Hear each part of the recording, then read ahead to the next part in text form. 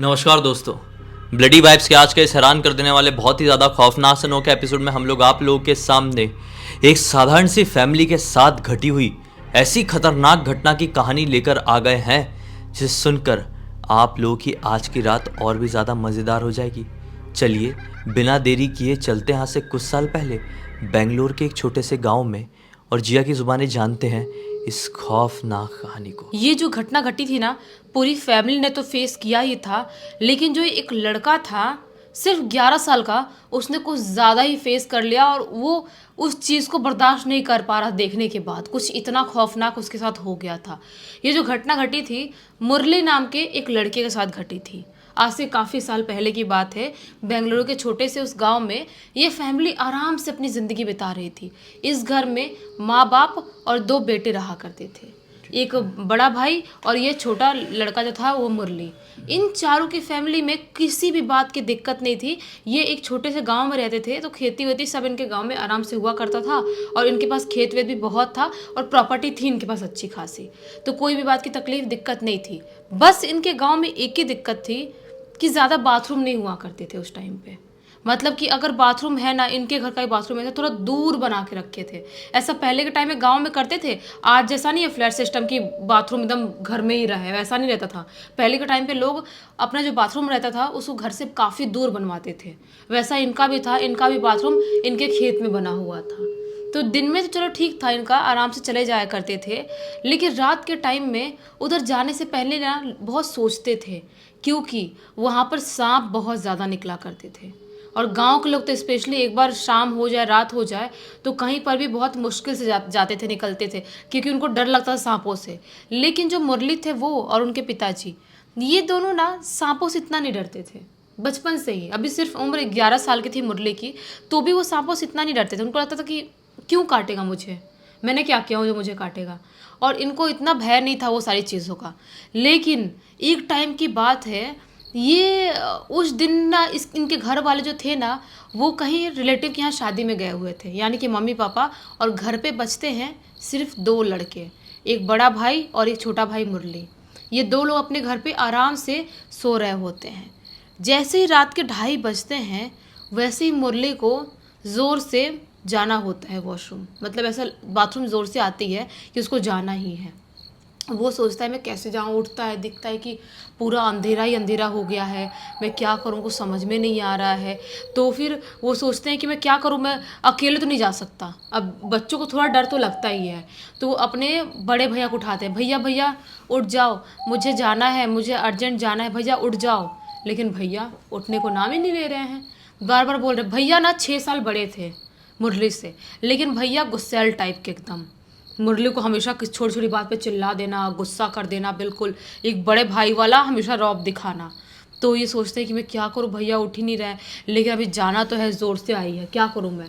फिर से बोलते हैं भैया भैया उठो ना, मुझे जाना है, भैया चलो ना बाथरूम मेरे साथ, दूर है बाथरूम, कैसे जाऊँगा वहाँ तक मैं, चलो ना भैया। भैया उठते हैं, बोलते हैं क्या है यार, क्यों रात में जगा रहा है। तो मुरली जी बोलते हैं कि मुझे ना जाना है बाथरूम, चलो मेरे साथ। भैया बोलते क्या जाना है, तुझे लगता है इतनी रात में अपनी नींद खराब करके उतने दूर खेत में बाथरूम तेरे को लेके जाऊंगा। एक काम कर, जा घर के पीछे बैठ जा, घर के पीछे बैठ के जो भी करना है करवर ले और घर पे आ जा। तो ये बोलता है कि घर के पीछे, बोलता है जा यार कितना बात करेगा, नींद उड़ जाएगी मेरी पूरी। बोलते हैं ठीक है। मुरली जैसा बोल के वहाँ से निकल जाते हैं। भाई साहब अभी क्या करें, बड़े भैया हैं, बड़े भैया ने मना कर दिया जाने से, अब क्या कर सकते हैं। और बड़े भैया का गुस्सा से भी डर लग रहा था कि मम्मी पापा है नहीं घर पे, अगर लगा दी तो मैं क्या करूँगा। ऐसा करते थे बड़े भाई बहन लोग, बहुत पीटते हैं ऐसा, ऐसी छोटी मोटी बातों में भी। तो ये अपना घर के पीछे जाते हैं और अपना काम वाम कर लेते हैं। काम करके जैसे ही अपने घर की तरफ वापस आने ही वाले होते हैं, ये इनका घर है और इनके घर के जस्ट सामने एक कच्चा रास्ता रोड बना हुआ है, जहाँ से गांव के लोग ट्रैवल किया करते थे। उसी रोड पे बीचों बीच एक औरत खड़ी है। इतनी रात के टाइम में वो औरत बहुत ही अजीबोगरीब टाइप कपड़े पहनी है, जैसे कि उसने बहुत पुराने ज़माने कपड़े पहनी हो। उसकी साड़ी भी थोड़ी सी अजीबोगरीब थी, ऊपर से ब्लाउज वाला नहीं था शायद सिस्टम, या कुछ तो अलग था। उसको देख के शॉक्ड हो जाते, सोचते हैं कि ये हमारे गांव की औरत ऐसा साड़ी वाड़ी ऐसे कपड़े थोड़ी पहन सकती है। अभी उसको देख ही रहे होते हैं, देखते हैं कि उसके साथ ना बहुत सारी भैंसें भी हैं, बहुत सारी भैंसें, जैसे कि वो भैंसों को चरा के कहीं से आ रही है। वो औरत को सब बस देख रहे हैं, ये सोच रहे हैं कौन औरत है। तभी जो औरत थी ना जोर से बोलती है, मुरली इधर आना। ये सोचते हैं कि इस औरत को मेरा नाम कैसे पता। वो नहीं जाते हैं, अभी भी उस औरत को देख ही रहे होते हैं। वो औरत बोलती है, मुरली आना इधर। अभी भी कुछ नहीं बोल रहा, सिर्फ उस औरत को देख ही रहा है। बहुत जोर से चिल्लाते बोलते हैं, मुरली आ रहा है कि नहीं यहाँ पर। और जैसे चिल्लाती है ना, उसकी शक्ल बहुत ही ज़्यादा खौफनाक दिखाई देती है, जैसा कि गुस्से से उसकी शक्ल फट जाएगी, ऐसी शक्ल दिखाई देती है। अब मुरली बहुत ज़्यादा घबरा जाते हैं और घबरा के भागते भागते भागते भागते घर पे आते हैं। घर पे आते अपने बड़े भैया को उठाते, भैया भैया भैया उठो, वो देखो अपने घर के बाहर कौन औरत है और मुझे बहुत ज़ोर से चिल्ला रही थी, भैया भैया भैया उठो। वो औरत ना बहुत सारी भैंसों को लेके आई है, शायद अपने घर पे आ जाएगी और हम दोनों को मार डालेगी। वो बहुत खौफनाक दिखाई दे रही है, शायद वो औरत है भी नहीं। भैया उठते बोलते, क्या बात कर रहा है, कौन औरत? इतने रात में पागल है तू? इतने रात में कौन औरत घूमेगी? और इस टाइम पे रात की आधी रात के टाइम में 2:30-3 बजे करीब कौन भैंस चराता है? चल चुपचाप सो जा के। भैया को शायद कुछ भनक लग गया था कि जो भी औरत है वो शायद नॉर्मल औरत तो नहीं है।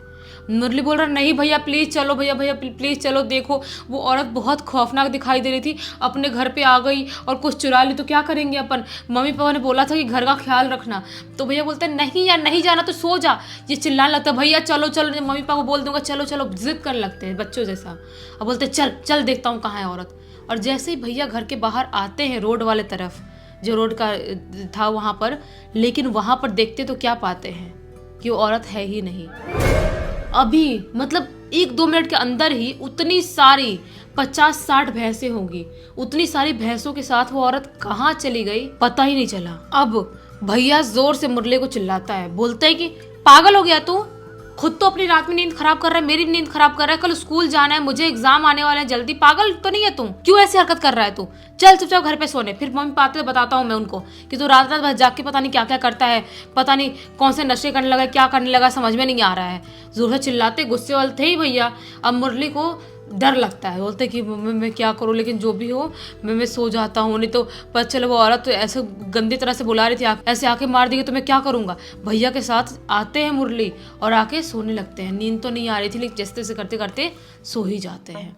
अब सुबह का टाइम होता है, ये लोग अपना तैयार व्यार होते हैं और उसके बाद जैसे ही मतलब स्कूल जाने वाले होते हैं वैसे ही मम्मी पापा घर पे आ जाते हैं। आज ही मम्मी पापा आए हैं और आज ही मुरली की तबीयत अच्छी खासी ख़राब लग रही है, उसको बहुत फीवर हो गया है और वो ना अजीबोगरीब टाइप से ना रिएक्ट कर रहा है, जैसे कि वो बहुत अनकंफर्टेबल फील कर रहा है अंदर से। जब ऐसा होता है मम्मी पापा देखते हैं उसको कि उसको बुखार भी है, बहुत सारी चीज़ें हैं। बोलते हैं कि एक काम कर मुरली, तू आज स्कूल मत जा। उसको स्कूल जाने से रोक लेते हैं और जो बड़ा भैया थे वो बड़े भैया स्कूल चले जाते हैं। उसके बाद शाम के टाइम बड़े भैया आते, देखते मुरली अभी भी बुखार से तप रहा है, उसकी तबीयत ख़राब लग रही है, कुछ समझ में नहीं आ रहा है क्या हो गया उसको, और अजीब सा ऐसे डर डर के बड़बड़ा रहा है, डर के उठ जा रहा है, पता नहीं क्या हो गया, कुछ समझ में नहीं, किसी को कुछ बता भी नहीं रहा है, एक वर्ड कुछ नहीं बोल रहा है।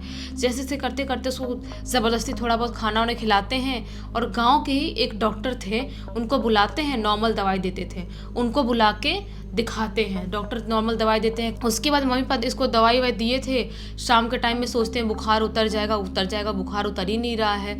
जैसे तैसे करते उसको खिला पिला के सुला देते हैं। लेकिन जैसे ही आधी रात का टाइम होता है, वापस से मुरली को बाथरूम जाना होता है। उठता है और बोलता है कि पापा मुझे ले चलो, मुझे बहुत ज़ोर से आई है। पापा बोलते हैं कि बेटा बाथरूम बहुत दूर है, क्या करेगा, मतलब अभी अपन नहीं जा सकते हैं, बहुत काफ़ी रात हो गई है, एक काम कर सुबह जाएंगे। मुरली बोलते हैं कि नहीं पापा बहुत ज़ोर से आई है, चलो ना। पापा बोलते हैं कि काम कर, जा इस घर के पीछे ही बैठ जा यार, जो घर के पीछे कर ले, इतना क्या सोच रहा है तू, घर के पीछे कर ले, जो भी है सुबह देख लेंगे। तो ये बोलते हैं ठीक है। उठ के मुरली अपना बाथरूम के लिए चले जाते हैं घर के पीछे। आज जैसे ही घर के पीछे जाते हैं, क्या पाते हैं कि वो औरत अभी भी रोड पे खड़ी है 50-60 भैंसों के साथ। और आज वो औरत और भी ज़्यादा खौफनाक दिखाई दे रही है। बहुत ही ज्यादा। उसके खुले हुए बाल दिख रहे हैं, अजीबोगरीब टाइप के काले से कपड़े आज पहनी हुई है। उसकी शक्ल पे मान लो खून सवार है, इतनी ज्यादा खौफनाक दिखाई दे रही है। और आज वो मुरली को देखती है और जोर से हंसती है ठहाका लगा के। बोलती है, मुरली आ गया तू, चल आजा, चल मेरे साथ। मुरली बोलते तो दूर से, कौन हो तुम और क्यों मुझे बुला रही हो, कल भी बुला रही थी। और तो बोलती है, मुरली देख ज़्यादा बात करने का टाइम नहीं है, चल मेरे साथ। मुरली बोलते, नहीं जाऊंगा, मैं कहीं नहीं जाऊंगा। बोलती है औरत, मुरली चल रहा है कि नहीं मेरे साथ, बहुत जोर से चिल्लाते हुए बोलती है गुस्से में। मुरली जोर से चीखते हैं और चीखते हुए घर की तरफ भागते हैं। जैसे मुरली के चीखने की आवाज़ आती है, घर वाले मम्मी पापा सब जाग जाते हैं, भैया सब लोग भागते भागते आते हैं। देखते तो क्या पाते हैं कि उनके घर के सामने वाले रोड पे एक औरत खड़ी है और वो औरत अब लिटरली हवा में तैर रही है। हवा में जैसे लटकते हुए इंसान खड़ा रहता है ना, वैसे खड़ी है। जैसे ही मुरली के पापा उस औरत को ऐसे देखते हैं, बहुत जोर से चिल्लाते हैं, मुरली को उठाते हैं गोदी में और लेके घर के अंदर भागते हैं। सब लोग भाग के घर के अंदर दरवाज़ा बंद कर लेते हैं। मुरली के पापा बोलते हैं, वो आ गई, वो वापस आ गई और पता नहीं क्यों अपने घर के पीछे पड़ी हुई है, अपने बेटे के पीछे पड़ी हुई है, लेकिन वो किसी ना किसी की जान लेके ही जाएगी, ऐसे वो वापस नहीं जाएगी। तो मुरली की मम्मी बोलती है, कौन है वो, कौन आ गई, वो औरत थी कौन, मुझे बहुत डर लग रहा है। मुरली की मम्मी भी डरी हुई थी एकदम। तो उसके पापा बोलते हैं कि जो भी वो औरत है तुम नहीं जानती उसके बारे में, लेकिन मेरा बचपन उसके खौफ में गया है। मुरली के पापा ऐसा बोलते हैं। तो वो बोलती है, क्या क्या कौन है औरत? ये बोलते पहली बात कि लालटेन का सब बढ़ाओ, तेज़ करो। और वहाँ पर रूम में ही, वहाँ पर आंगन वाले एरिया में जाते हैं ये लोग, वहाँ पे आग जलाते हैं और ज़ोर ज़ोर से मंत्र पढ़ने लगता है। मुरली के पापा बोलते हैं, कुछ भी हो जाए आग से दूर नहीं हटना है हमको, और रात कैसे भी अपन को निकालनी है। जैसे तैसे करते करते ये लोग रात निकाल देते हैं। जो मुरली की हालत थी ना, वो धीरे धीरे करते करते बहुत ख़राब होने लगी थी। बुखार और ज़्यादा तप गया था, मुरली का रोना बढ़ गया था, अजीब सा बड़बड़ाना बढ़ गया था, बॉडी अकड़ने लगी थी, जैसा कि मुरली धीरे धीरे करके ना बीमार हो रहा है, पजेस हो रहा है, ऐसी ऐसी हरकत होने लगी थी। अब घर वाले बहुत टेंशन में पकड़े हुए मुरली को कि जान नहीं देना, कुछ भी हो जाए घर से बाहर इसको नहीं निकलने देना। जैसे तैसे करते करते इनकी रात बीतती है, रात निकलती है। सुबह का टाइम होता है, इनके गांव के पंडित जी को बुलाया जाता है।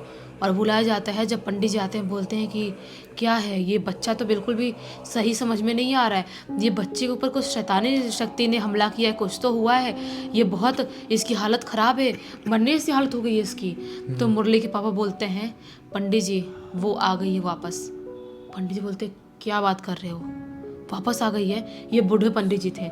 मुरली पापा बोलते कि हाँ, जिसको आपके पिताजी ने बांधा था बचपन में, वो वही औरत की आत्मा वापस से अपने गांव में आ गई है। मैंने खुद अपनी आंख से उसको देखा है और वो मेरे बेटे के पीछे पड़ी हुई है, शायद मेरे बेटे को मार डालेगी। पंडित जी आप कुछ करो। पंडित जी बोलते हैं कि कुछ करना पड़ेगा, एक काम करते हैं, पूरे गांव वालों को इकट्ठा करते हैं, कुछ ना कुछ करना पड़ेगा, नहीं तो वो किसी को नहीं छोड़ेगी।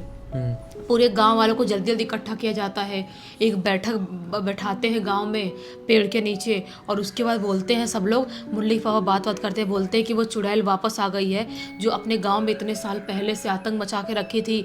आए दिन जानवर, इंसान, बच्चे उसकी वजह से गायब होने लगे थे, और वापस से वो आई है और मेरे बेटे के पीछे पड़ी है। हो सकता है कि अभी मेरे बेटे के बाद आपके बच्चे की या आपकी बारी भी हो सकती है, इसलिए उससे पहले हमको कदम उठाना पड़ेगा, कुछ ना कुछ करना पड़ेगा। गांव वाले बोलते हैं कि अगर आप ये बोल रहे हो वो सही है, तो फिर जल्दी जल्दी कुछ ना कुछ करना पड़ेगा। पूरे गांव वाले लोग मिलके, पंडित जी मिलके इनके गांव के कुल देवी के मंदिर जाते हैं। वहाँ पर जाते हैं, पूरे दिन बहुत भारी पूजा पाठ कराते हैं, बहुत भारी अनुष्ठान करवाते हैं और पूरे गांव को जल्द से जल्द बंधवाते हैं। जो मुरली की हालत थी और ज़्यादा ख़राब हो रही थी, एकदम पोजस वाली हरकत हो गई थी, आँख बार बार ऐसा पलट देना, बार बार बॉडी अकड़ जाना, ऐसी ऐसी हरकतें हो रही थी। जैसे तैसे करते करते शाम होते होते मुरली की जो हालत थी वो धीरे धीरे ठीक होती है और मुरली एकदम नींद में सो जाते हैं। पंडित जी बोलते हैं इसकी बॉडी अंदर से टूट गई है, उस आत्मा का प्रभाव इसके ऊपर बहुत ज़्यादा पड़ा है, धीरे धीरे करके ये ठीक होगा, रिकवर कर पाएगा और कल सुबह तक इसकी आँख खुलेगी। अब इसको जितना सो रहा है इसको सोने दो, सोएगा उसके लिए उतना ही ठीक है। तो बाकी गांव वाले लोग बोलते हैं पंडित जी अब तो अपने गांव में नहीं आएगी ना, गांव को तो बांध दिया गया है। पंडित जी बोलते नहीं आएगी, अगर आएगी और कुछ करेंगे तो क्या कर सकते हैं, फिर हमारे हाथ में नहीं है, बाहर से दूर से बड़े पंडित जी को और बड़े पुजारियों को बुलाना पड़ेगा। तो गांव वाले लोग कैसे तैसे करते करते, बोलते हैं ना कि जान को रिस्क में लेके रात भर जागते जागते पूरी रात बिता देते हैं कि आज की रात हमारे गांव में वापस से कोई कांड ना हो। और लकीली गांव में उस रात कोई कांड नहीं होता है। और ये जो घटना थी ना, पूरे गांव के लिए बहुत ज़्यादा खौफनाक घटना थी, लेकिन स्पेशली मुरली के घर वालों के लिए आज तक भूलना बहुत ज़्यादा मुश्किल है। स्पेशली मुरली के लिए, वो बहुत बड़े हो गए हैं, उनका लड़का भी हो गया है, उनका लड़का पढ़ाई भी कर रहा है बेंगलुरु में, बड़े शहर में यहाँ पर आके, और उसने ये पूरी स्टोरी लिख के भेजा है जिसका नाम नितिन है। सही बात है। और एक तो गांव जो तुमने बोली, गांव वालों की एक खासियत होती है कि एक के ऊपर मुसीबत आ जाए तो सभी इकट्ठे हो जाते हैं। हाँ, वही अच्छा होता है। शहरों में ऐसा ज़्यादातर नहीं हो पाता है, इसलिए ये लोग उस मुसीबत से लड़ पाए और उस रात को कोई कांड नहीं हुआ। नहीं तो उस रात को भी कांड हो गया होता तो शायद वो शैतान की वो आत्मा की शक्ति और बढ़ जाती, उसको बढ़ावा मिल जाता और फिर पूरा कोहराम मचा के रख देती इस गाँव में। खैर, उम्मीद करते हैं कि आज की इस कहानी से आप लोगों को एक बहुत अच्छी सीख और जानकारी ज़रूर मिली होगी। तब तक इस वीडियो को देख लिए हैं तो लाइक ज़रूर कर देना, चैनल को सब्सक्राइब करके बेल आइकन के ऑल के ऑप्शन में क्लिक करना, क्योंकि इसी तरह के हैरान कर देने वाले खौफनाक वीडियोस डेली आप लोगों के सामने लेके आते रहते हैं। इंस्टाग्राम की लिंक इस वीडियो के डिस्क्रिप्शन बॉक्स में जाए, क्लिक करके डायरेक्टली वहाँ पर पहुँच जाना। और इसी तरह की कोई भी कहानी, टॉपिक या जानकारी आप लोगों के पास भी है तो लिख भेजना। हो सकता है हमारा अगला वीडियो कल आपके हिसाब से ही बन रहा हो। तो चलिए कल फिर से मिलते हैं, तब तक के लिए बहुत बहुत धन्यवाद। आपका दिन शुभ हो।